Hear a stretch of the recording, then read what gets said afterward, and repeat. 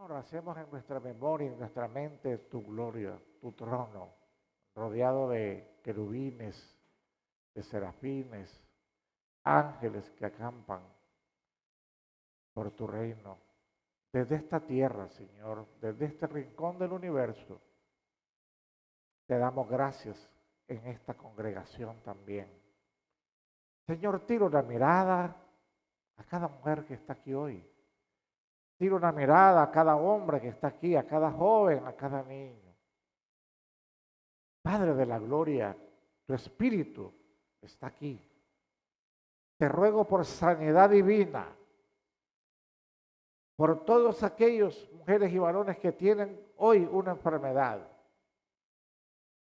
Esa diabetes, fuera, en el nombre de Jesús. Toda dolencia, toda herida, que sea sanada en el nombre de Jesús. Toda atadura que sea desatada en el nombre de Jesús. Toda limitación que hay ahora financiera, te pedimos esa proveeduría divina de las finanzas y de la proveeduría de bienes. Porque tú eres el Dios que provees para la vida. Tú eres el Padre que eres muy responsable. Te pido que bendigas a cada hogar, a cada casa, a cada padre, a cada madre, a cada hijo. Bendícelos, Padre. Recibe esta noche las ofrendas de tus hijas, de tus hijos. Y bendícenos, porque tu bendición no añade tristeza, oh Dios. Bendice los trabajos, papá. Bendice los estudios de los niños también. Y todo aquello que emprendan tus hijos. Y todo, Padre, te lo pedimos en el nombre que es sobre todo nombre. Nuestro Señor Jesucristo. Y en el poder de tu Espíritu. Amén y amén. Vamos a la Biblia. Vamos a Nehemías. Capítulo 6.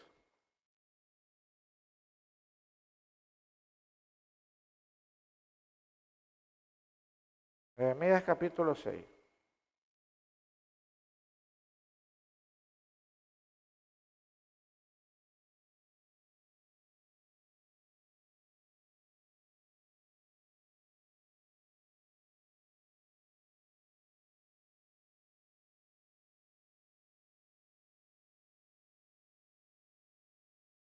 Nehemías, sabemos que está al final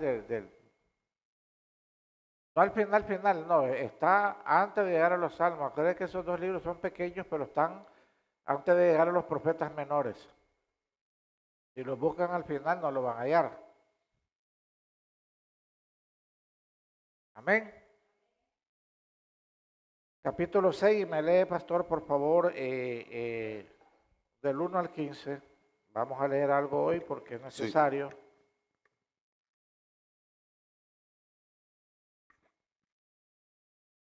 Sí, por favor. Honrando al Padre, al Hijo y a su Santo Espíritu. La palabra se lee así. Cuando oyeron Sanbalat y Tobías y Gesem, el árabe, y los demás de nuestros enemigos, que yo había edificado el muro y que no quedaba en el portillo, aunque hasta aquel tiempo no había puesto las hojas en las puertas, Sanbalat y Gesem enviaron a decirme: ven y reunámonos en alguna de las aldeas en el campo de Ono. Mas ellos habían pensado hacerme mal. Les envié mensajeros diciendo: yo hago una gran obra y no puedo ir, porque cesaría la obra, dejándola yo para ir a vosotros. Y enviaron a mí con el mismo asunto hasta 4 veces. Yo le respondí de la misma manera. Entonces Sanbalat envió a mí su criado para decir lo mismo por 5ª vez, con una carta abierta en su mano, en la cual estaba escrito: se ha oído entre las naciones, y Gasmut lo dice, que tú y los judíos pensáis rebelaros, y que por eso edificáis tú el muro, con la mira, según estas palabras, de ser tú su rey, y que has puesto profetas que proclamen acerca de ti en Jerusalén, diciendo, hay rey en Judá, y ahora serán oídas del rey las tales palabras. Ven, por tanto, y consultemos juntos. Entonces envié yo a decirle, no hay tal cosa como dices, sino que de tu corazón tú la inventas, porque todos ellos nos amedrentaban, diciendo, se debilitarán las manos de ellos en la obra, y no será terminada. Ahora pues, oh Dios, fortalece tú mis manos. Vine luego a casa de Semanías, hijo de Delaía, hijo de Metabel, porque él estaba encerrado, el cual me dijo, reunámonos en la casa de Dios, dentro del templo, y cerremos las puertas del templo, porque vienen para matarte. Sí, esta noche vendrán a matarte. Entonces dije, un hombre como yo ha de huir, y quién que fuera como yo entraría al templo para salvarse la vida. No entraré.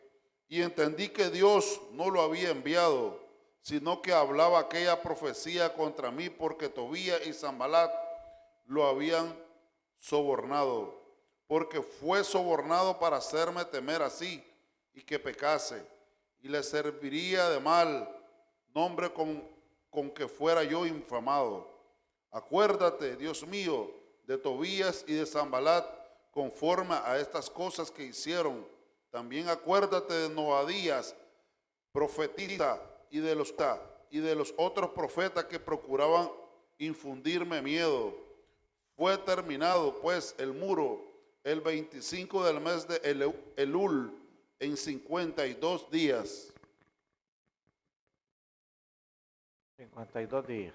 Perfecto. Ahí terminaba, él planificó y vean qué importante.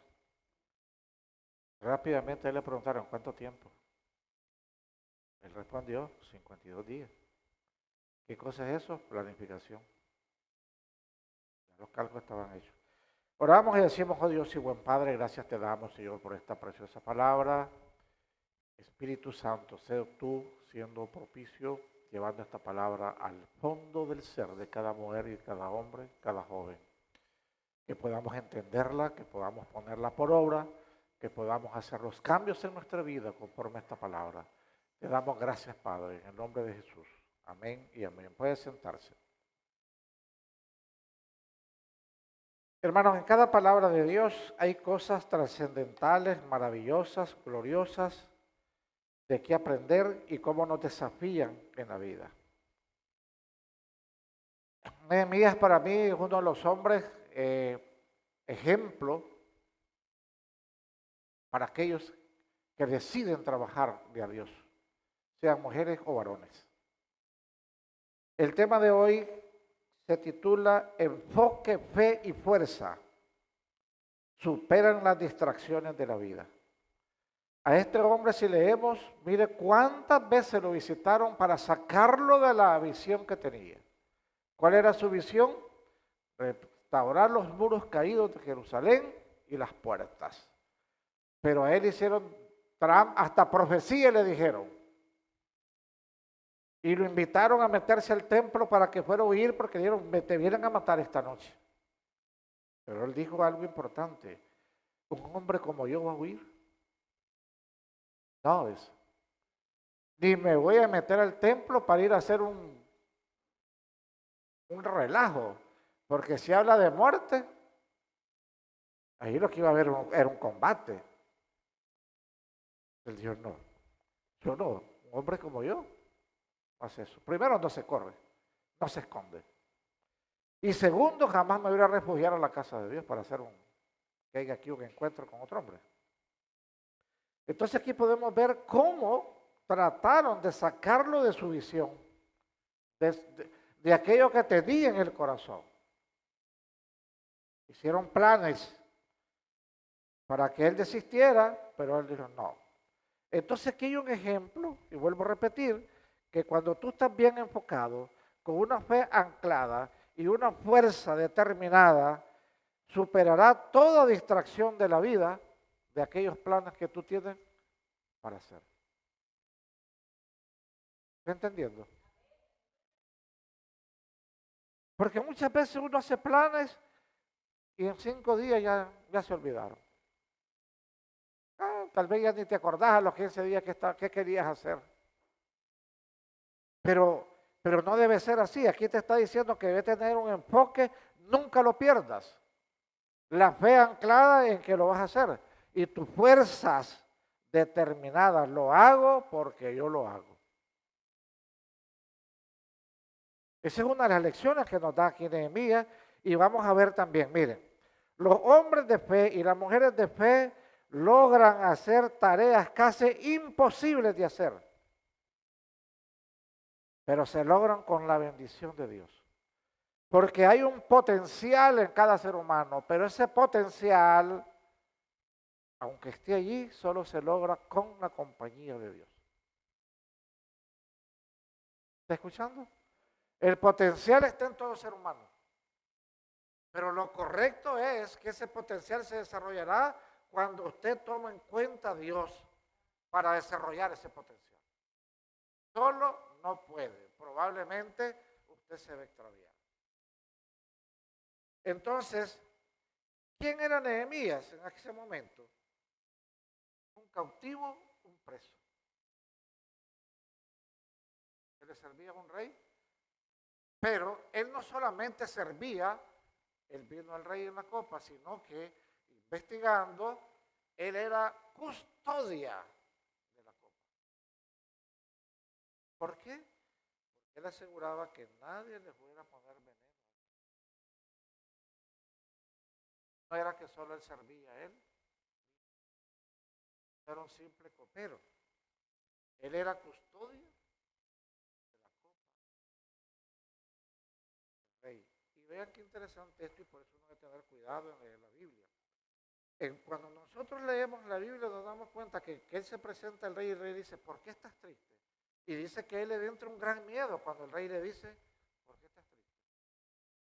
Porque eso puede ser un indicio de que él está pensando en el plan. Que está turbado, y es lógico.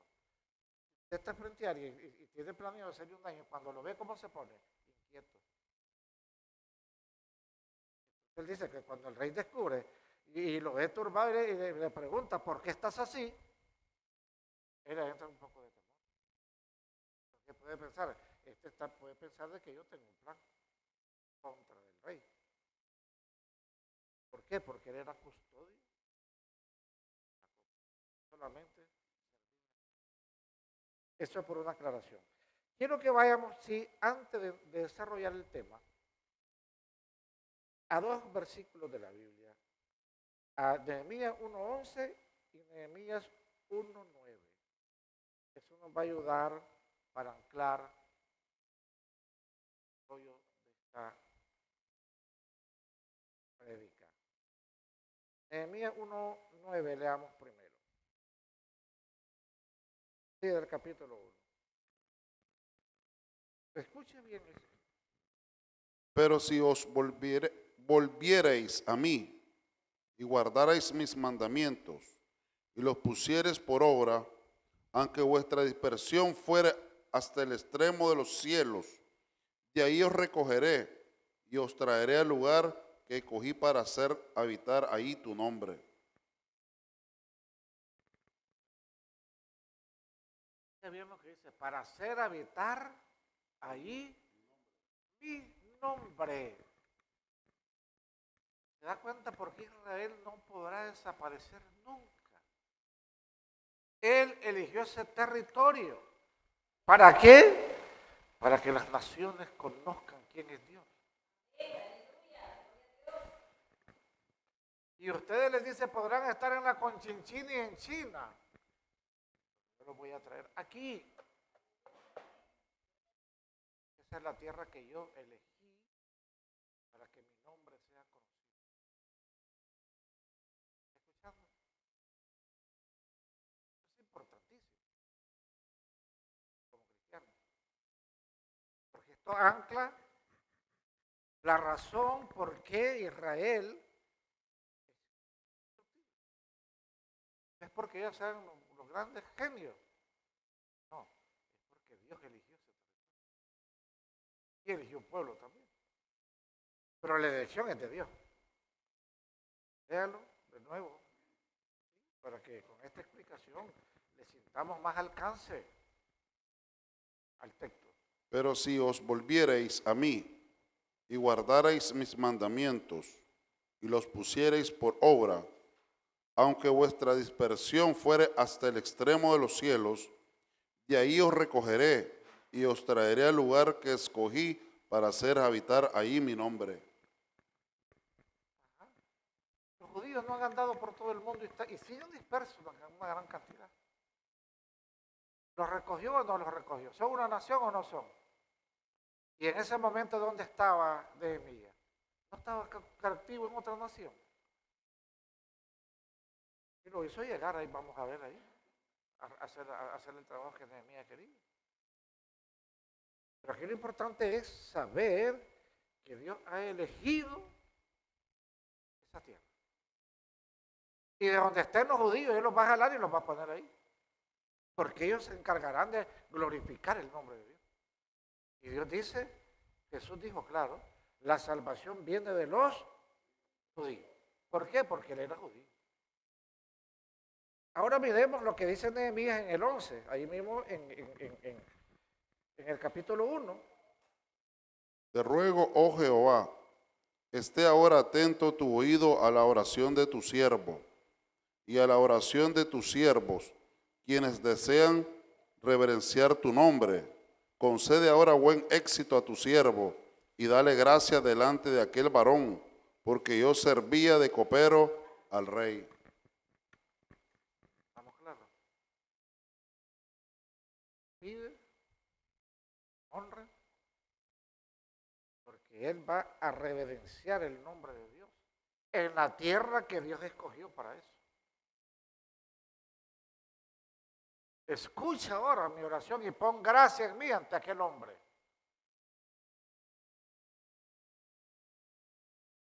Estaba preso, repito.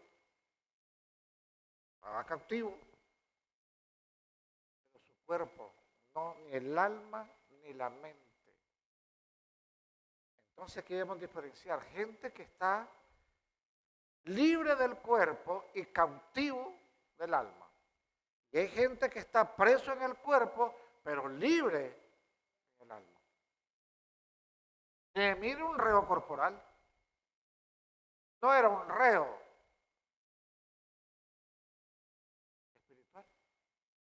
Estaba libre. Y mucha gente que anda en la calle se mueve para donde quiere, pero es libre corporal.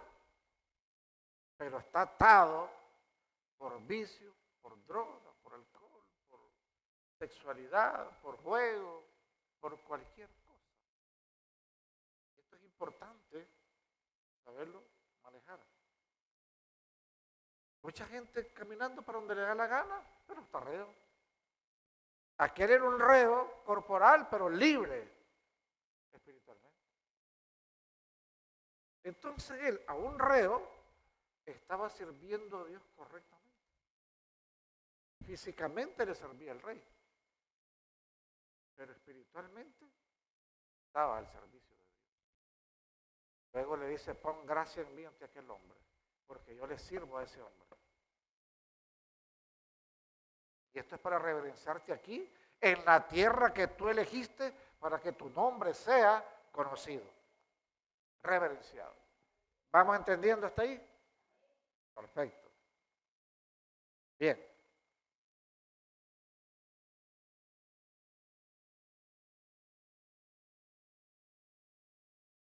¿Cuál era el objetivo de Nehemías? Reparar los muros, restaurar los muros y poner las puertas. Porque eso a él no lo dejaba dormir. Él se deshacía en las noches pensando que su ciudad estaba desprotegida y que había sido usurpada por otra nación. Entonces en su corazón se le deshacía por restaurar esos muros. Ahora bien, vean lo importante, como cuando el potencial de un hombre y de una mujer se suma con el poder de Dios. ¿Qué nos dice Ageo 2:8?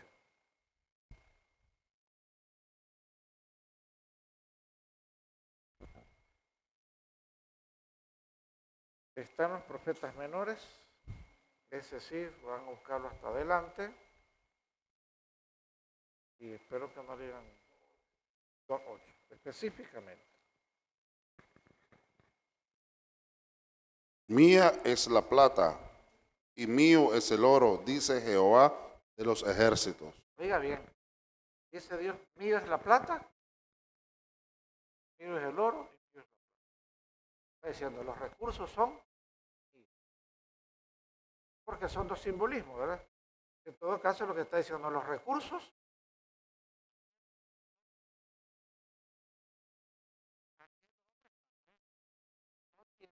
una bolsa, no lo creo.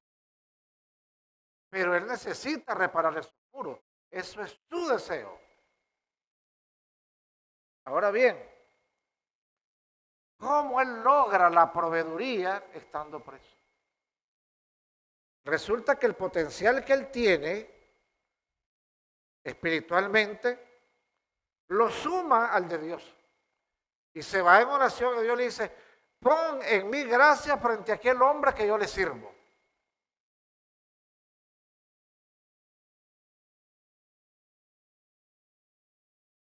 Y logra dos cosas. Nehemías después que habla con el rey. Logra lo que se llama la proveeduría y logra la seguridad. Después que le hace la exposición de lo que él necesita, el rey viene y le provee. Quiero que vayamos a Nehemías 2, 4 al 9. Vea qué interesante esto. Nehemías capítulo 2, versículos del 4 al 9. Me dijo el rey, ¿qué cosa pides? Entonces oiré al Dios de los cielos. Y dije al rey, si le place al rey y tu siervo haya dado gracia delante de ti, envíame a Judá, a la ciudad de los sepulcros de mis padres, y la reedificaré. Entonces el rey me dijo, y la reina estaba sentada junto a él, ¿cuánto durará tu viaje y cuándo volverás? Y agradó al rey enviarme, después que yo le señalé el tiempo. Además dije al rey, si le place al rey que se me den cartas para los gobernadores al otro lado del río, para que me franqueen el paso hasta que llegue a Judá. Y carta para Asaf, guarda del bosque del rey, para que me dé madera para enmaderar las puertas del palacio de la casa, y para el muro de la ciudad, y la casa en que yo estaré, y me lo concedió el rey según la benéfica mano de mi Dios sobre mí. Vienen luego los gobernadores del otro lado del río y les di las cartas del rey. Y el rey envió conmigo capitanes del ejército y gente de a caballo. Hasta el 9 era. Hasta el 9. ¿Qué podemos notar ahí? Cuando está hablando con el rey, dice, si hayas gracia en mí, le dijo él. ¿Por qué le dijo esa frase? Porque él ya le había orado a Dios y dijo, pon gracia en mí ante aquel hombre. Entonces le dice, si hayas tu gracia en mí, yo quiero esto, esto y esto. Ahí están sumadas lo que aquel hombre sentía en su corazón y el poder de Dios. El potencial del ser humano se logra y se desarrolla junto a su Creador. Nunca por tu cuenta. Y ya Dios leímos por allá en Ageo 2:8 que dice, yo soy el dueño de los recursos. Y aquel hombre solo que es lo que tenía, el gran deseo, el fervor de reconstruir aquella ciudad. Ese era su desvelo, ese era su sueño, esa era su visión. Servía en el cuerpo el rey allá, pero en el espíritu le servía a Dios. Yo quiero ver restituida esa ciudad porque es la ciudad del Rey Santo de Israel. Y aquí entonces podemos ver que a este hombre le provieron toda la madera necesaria y la guardia para que lo franqueara. Dice, ¿qué cosa franquear para los militares? Es cuidarle la trayectoria de un lugar a otro. Que no le vayan a hacer nada. Interesante. Así es que la obra de Dios no se hace, en otras palabras, con lo que tú tienes en la bolsa. Porque una vez a mí me hizo sentir Dios, hace años. ¿Y qué tenemos? Nada. Nada. Y de allí fue que yo me pegué de este texto. Que la obra de Dios se logra cuando tú la anhelas en tu corazón. Y te sumas a Él. Y entonces está la proveeduría de Dios. Y la cobertura divina de Dios. Entonces este hombre se puso a trabajar, pero tuvo una resistencia brutal. Sanbalat habla de un hombre, pero Sanbalat, ¿quién era? Gobernador de Samaria. Está hablando que se le oponiera una ciudad-nación, no era un hombre. Cuando habla de Tobías, ¿quién era Tobías? El hombre que gobernaba Transjordania. Estás hablando de una segunda nación. Y cuando habla de Gesén, era el jefe de los árabes. Entonces, cuando habla de esos tres hombres que se oponían a la obra, no eran tres hombres, tres naciones, porque eran ciudades-estado. Sí, era antes. Y aquí solo habla de tres hombres. Pero ¿quiénes representaban? Tres naciones. ¿Ustedes saben? Un hombre y tres naciones en contra. Lo amenazaron, le hicieron trampa, le hicieron profecía, lo invitaron a cierto lugar, lo tentaron, pero nunca él se desenfocó. Pero era un hombre de oración y Dios le decía, a ver, eso que te dice que te vayas a meter al templo, eso es una trampa. Y él les dice claramente, esa es una trampa. Y él dijo algo importante, un hombre como yo no se corre, ni se esconde. Pero aquí, hermanos, ¿qué es algo que a mí me ha impactado siempre? Es que las cosas que tú quieres para Dios y anhelas para Dios se hacen una verdad en tu vida cuando son verdad que tú las quieres hacer.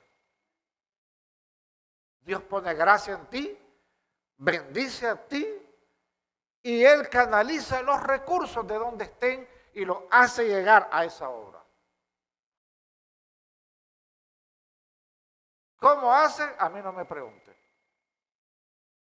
Pero Él hace llegar los recursos. Porque Él miró en tu corazón que es verdad que tú anhelabas hacer esa obra. Entonces, el poder de Dios inmediatamente hay una cobertura, toca los corazones donde están los recursos y los hace fluir. En este caso, ¿dónde estaban los recursos? En las manos de un rey que no era ni judío, ni velaba por la causa de Dios. Pero Dios lo hizo, le puso en el corazón, dale la madera y dale la guardia para que lo cuide. Solo la trayectoria, porque el resto allá se defendieron ellos. Era solo el camino que lo iba a cuidar. Pero ¿no es muy interesante este asunto? Que en todo caso, ¿qué es lo más valioso? Es lo que tú anhelas en tu corazón. Todo aquello que tú anhelas en tu corazón, Dios lo concede. Pero esos potenciales se logran nunca solo. Nehemías, ¿cuándo iba a lograr esto solo? Jamás. Él no tenía el poder para decir al rey, dame la madera, dame guardias para que me cuiden, dame el tiempo que necesito. jamás. Era un simple reo. ¿Quién afloja ese corazón? Aquel Dios que también era el creador de aquel hombre. Así que los recursos, cuando usted dice yo no tengo para Dios, ¿qué es lo que has hecho? No te dejes voluntad. El día que usted tenga voluntad, usted va a hacer. Y aquí nos está demostrando Dios en su palabra y por algo lo dejó registrado. Si no hacen es porque no quieren, no tienen anhelo en el corazón. Porque si hay anhelo genuino en el corazón, yo te voy a honrar. Y los recursos son míos, yo voy a hacer que fluyan. ¿Quién los tiene? Ese no es problema tuyo. De eso se encarga Dios. Entonces, hermanos, si la obra de Dios no camina, no es por falta de recursos. Desde hoy sepa eso usted. Es porque usted no tiene una visión clara de lo que quiere para Dios, como este hombre nos dejó escrito aquí. Su visión era reparar esos muros, los reparó. Su misión era levantar las puertas, las reparó, las levantó. Y no era por cuestión de recursos, es cuestión de voluntad. ¿Qué quiero yo para Dios? Viendo un poquito de la historia de Salomón, de los recursos de Salomón, yo creo que yo les puse un comentario por ahí, ¿verdad? Veo que los comentarios que yo les hago, algunos no ni se dignan en decir, ok. Y hay puntos muy interesantes. Viendo la riqueza de Salomón, Salomón no se puso a pedir, denme. Leyendo bien, él tenía una naviera y en sociedad con otro poderoso por ahí, y sus barcos viajaban hasta 3 años por otras naciones, haciendo negocios.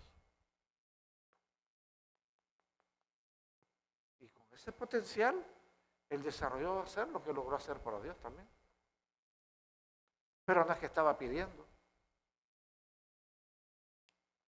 Estaba trabajando. No lograron ver eso que les puse yo ahí. ¿Ah? No, pero el texto, lo que yo les puse un comentario.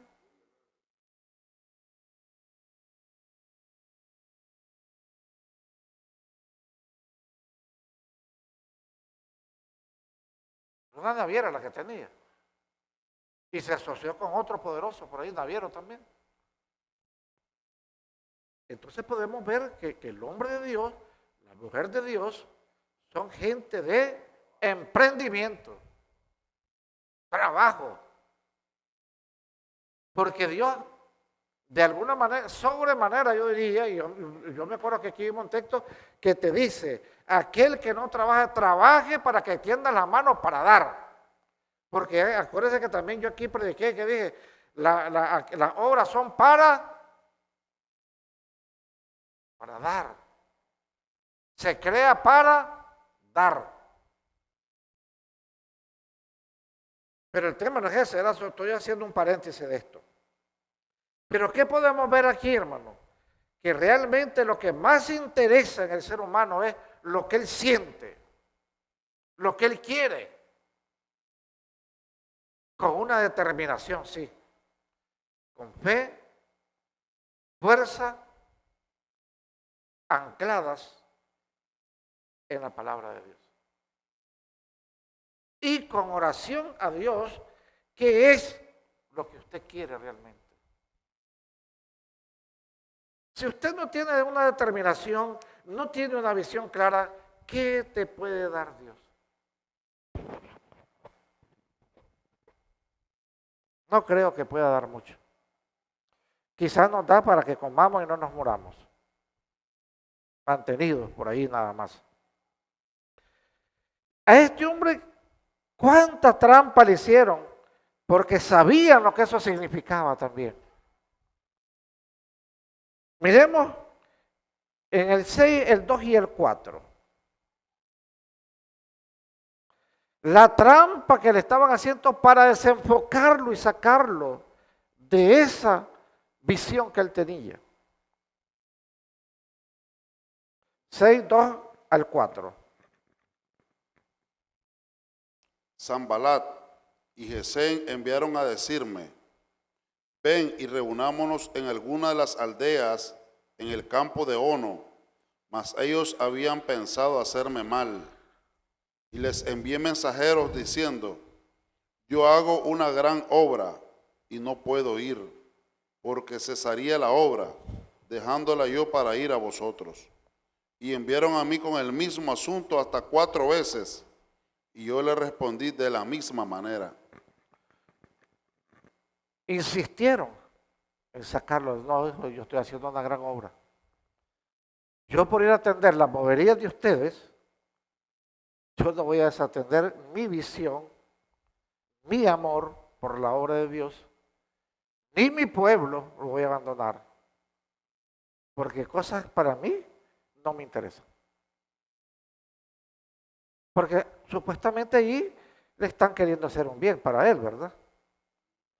Sí. Pero él dice no. Porque esto no se trata de para mí. Se trata de la obra de Dios. Y nadie me va a desenfocar ni me va a distraer de mi visión. Yo estoy anclado ahí y ningún viento me va a mover. Ahora miremos cómo Dios se libra de las trampas. Leas el 8, ahí en el 6, el 8, versículo 8. Entonces envié yo a decirle: no hay tal cosa como dices, sino que de tu corazón tú lo inventas. ¿Por qué le dijo eso? Porque Dios ya le había revelado a él, esa es una trampa, Nehemías. ¿Cuál se te ocurre ir ahí? Entonces le mandó a decir con toda propiedad: ese es tu invento tuyo. Esa es tu bandidencia. Y yo no voy a caer en tu trampa. ¿Ah? Dios nunca nos va a dejar sin cobertura cuando estamos actuando bajo su señorío. Jamás. Nunca, hermanos, nunca. Pero yo quisiera esta noche hacer una aplicación.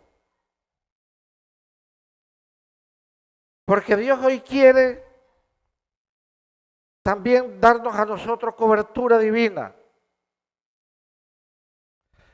El interés de Jesús hoy día es sanación, consuelo y paz. Y eso lo logramos en Cristo Jesús. Pero viene aquí una pregunta, hermano. ¿Qué tienes hoy tú en tu corazón? ¿Cuáles son tus planes para que la obra de Dios crezca? No andes pensando que no tienes dinero. Olvídate de eso de aquí en adelante. Preocúpate por tener una visión. ¿Cuánta gente vamos a alcanzar nosotros aquí? Un lugar que Dios nos dé amplio, grande, hermoso. En eso debemos de estar nosotros orándole a Dios que ponga gracia en nosotros, para que todo eso sea una verdad en nuestro corazón y nos ponga en un lugar con una cantidad de almas. Por los recursos, de eso se encarga Dios.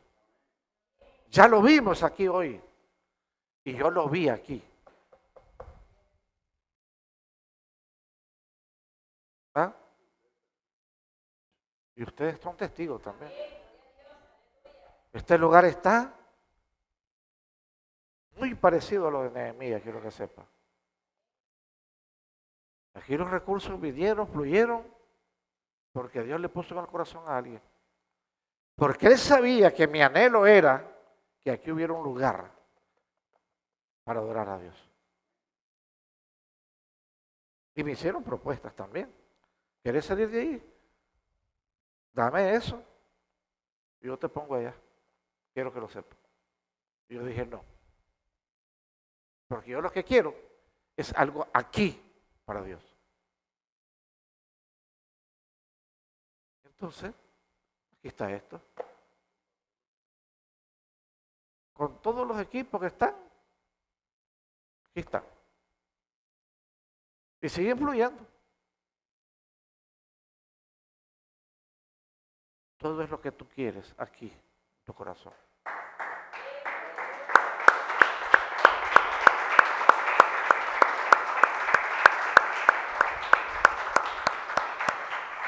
Yo creo que no hay lección más aleccionadora, igual que esta repetición del caso de Nehemías. ¿Dónde está? Una cosa es ser reo físico y otra cosa es ser un reo espiritual. ¿Quién está más arruinado? Que el reo espiritual. Ah, pero corporalmente pita y silba, sube y baja donde él quiere. Y el reo espiritual no se puede mover. Pero mire los alcances que logra. Hay una gran diferencia entre un reo espiritual y un reo corporal. Nada que ver. El que es libre espiritual vuela por donde Dios te le ocurra ponerte. Pero el reo espiritual no puede escalar nada. Está listo. ¿Están sintiendo la gran diferencia? Veamos Isaías 61:1.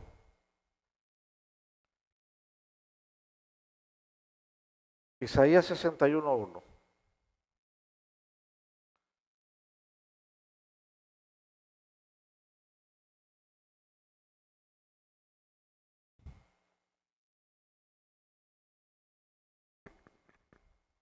El Espíritu de Jehová, el Señor, está sobre mí, porque me ungió Jehová, me ha enviado a predicar buenas nuevas a los abatidos, a vendar a los quebrantados de corazón, a publicar libertad a los cautivos y a los presos apertura de la cárcel. Jesús tiene la bendición del Padre y los cristianos tenemos la cobertura de Jesucristo.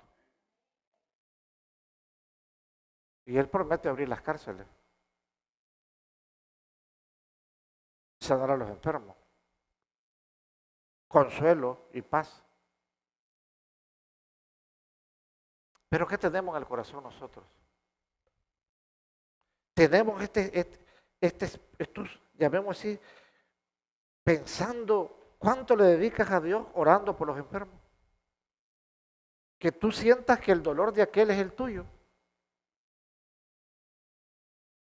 Que aquel que está desconsolado hoy, esa tristeza es tuya.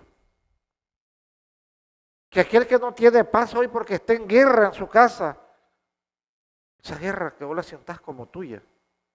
Como Nehemías sintió en aquel momento que aquellos muros caídos era su vida como su vida. Que Dios pudo darle una lectura correcta. Es cierto que Nehemías siente que esos muros caídos, esas puertas, son como su vida. Porque si el Espíritu de Jesús está bajo esa cobertura poderosa del Padre y nosotros estamos en Jesús, nosotros debemos de retomar, hermano, todas estas situaciones. ¿Quiénes han estado pendientes del hermano Lucrecia? De verdad.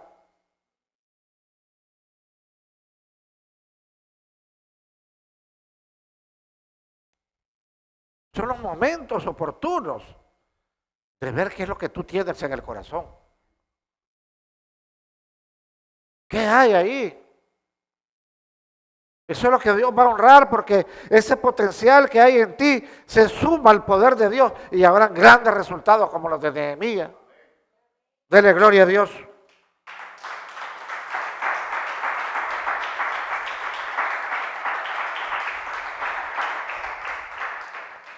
Pero ¿qué nos dice Jesús en Mateo 28, Mateo 11, 28 al 30. Y aquí cerramos esta noche. Mateo 11 y arrancamos del versículo 28 al 30.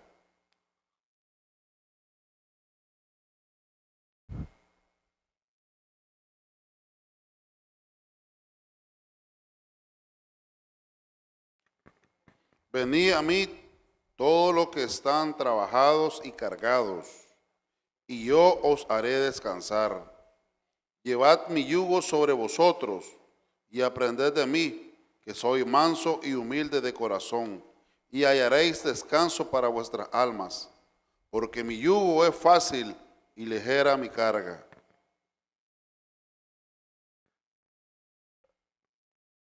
Habla del yugo, ¿verdad? ¿Qué cosa es un yugo? Es unir dos partes. A un lado está un buey, al otro lado está otro buey. ¿Qué es lo que quiere decir el Señor ahí? Tú no puedes hacer nada fuera de mí.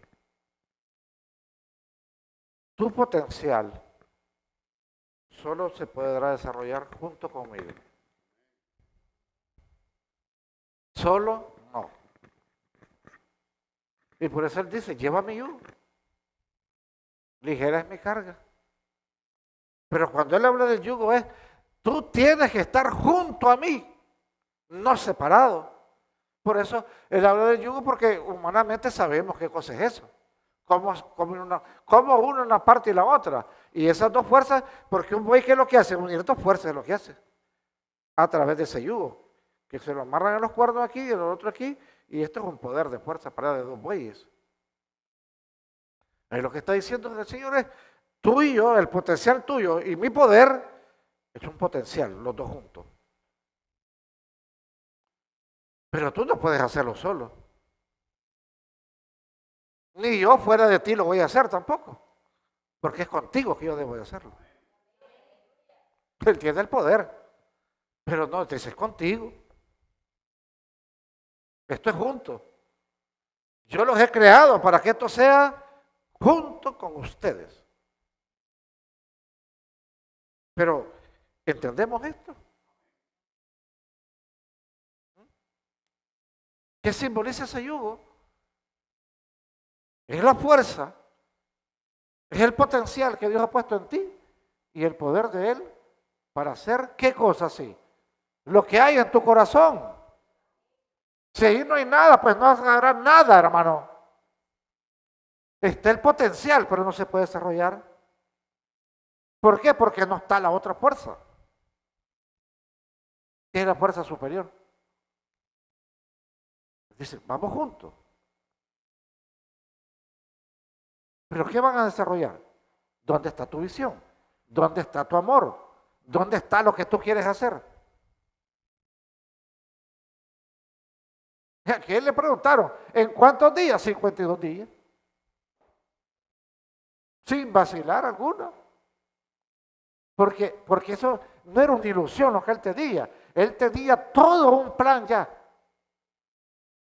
No era algo que se le cruzó por la cabeza. De buena intención. No, era un plan. ¿Cuánto necesitas de tiempo? Tanto. Necesito madera y necesito guardias. Y pon gracia en mí. Y del resto, a trabajar.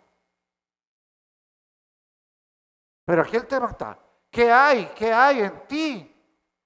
¿Qué es lo que quieres desarrollar? ¿Qué quieres lograr? ¿Qué vas a dejar aquí? Yo decía ahora en la mañana, como 47 personas ahí, una de mis grandes ilusiones es de que quede algo construido en esta tierra para Dios. De mis grandes deseos. Y que levante una nueva generación en mi familia. Que es lo que yo pido por ustedes también. Que en cada familia que está aquí, levante una nueva generación. Y Dios la está levantando. ¿No lo cree? Está bien. Pero Dios la está levantando. Pero insisto esta noche antes que se vaya. ¿Qué hay en tu corazón que tú le digas a Dios? Pon gracia a aquel hombre para que lo que yo estoy ahora anhelando, tú me bendigas, suavices aquel corazón y sea una verdad. Esto que yo siento que no lo aguanto ya más.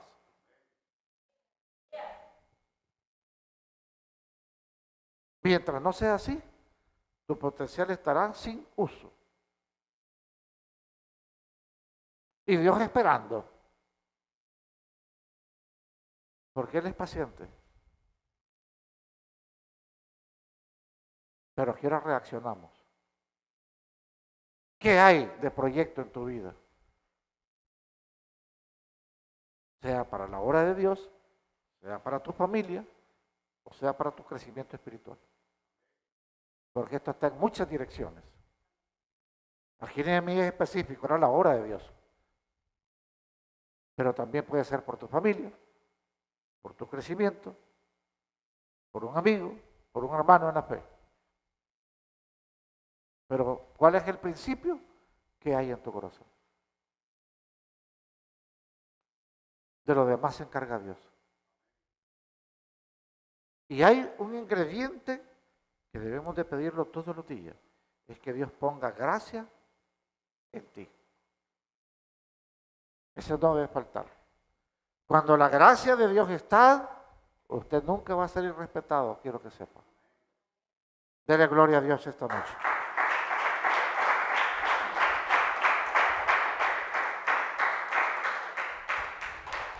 Ya sabe, si no hay nada en su corazón, no hay nada. Ahí están los poderes, ahí están. Tu potencial, ahí está. El poder de Dios, es eterno.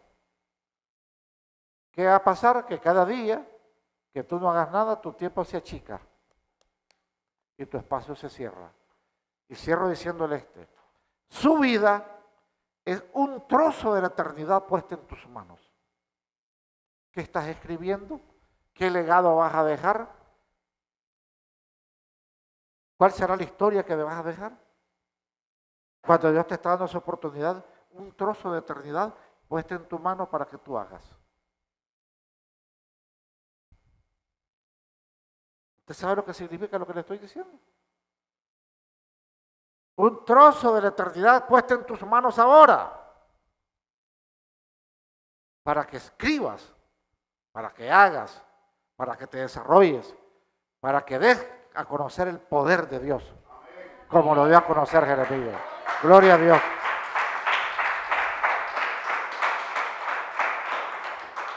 Y en Dios haremos, y Él oyará. En Dios haremos, y Él oyará. Dios me lo lleve con bien, hermanos, esta noche.